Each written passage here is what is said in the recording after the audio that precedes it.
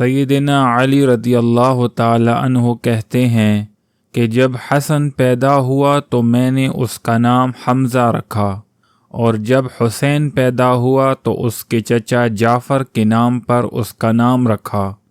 ایک دن رسول اللہ صلی اللہ علیہ وآلہ وسلم نے مجھے بلایا اور فرمایا، مجھے حکم دیا گیا ہے میں یہ دونوں نام تبدیل کر دوں۔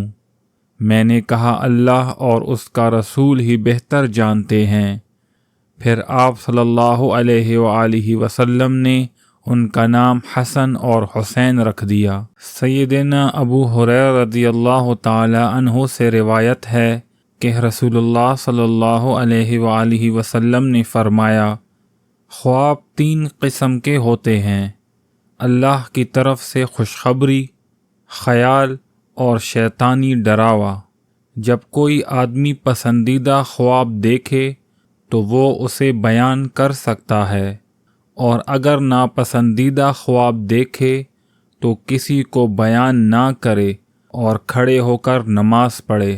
سیدنا عدی بن حاتم رضی اللہ تعالی عنہ بیان کرتے ہیں کہ رسول اللہ صلی اللہ علیہ وآلہ وسلم نے فرمایا، ہر آدمی کی انتہائی بابرکت اور انتہائی منحوس چیز اس کی زبان ہے۔ سیدنا ابو ہریرہ رضی اللہ تعالی عنہ کہتے ہیں کہ میں نے رسول اللہ صلی اللہ علیہ وآلہ وسلم کو فرماتے سنا، بندہ ایک بات کرتا ہے، اس میں غور و فکر نہیں کرتا، اور وہ اس بات کی وجہ سے مشرق و مغرب کی درمیانی مسافت سے بھی زیادہ جہنم کی آگ کی طرف گر جاتا ہے۔ سیدنا ابو ہریرہ رضی اللہ تعالی عنہ سے روایت ہے، نبی صلی اللہ علیہ وآلہ وسلم نے فرمایا، جب تمہارا خادم تمہارے لیے کھانا تیار کرتا ہے تو وہ گرمی برداشت کرتا ہے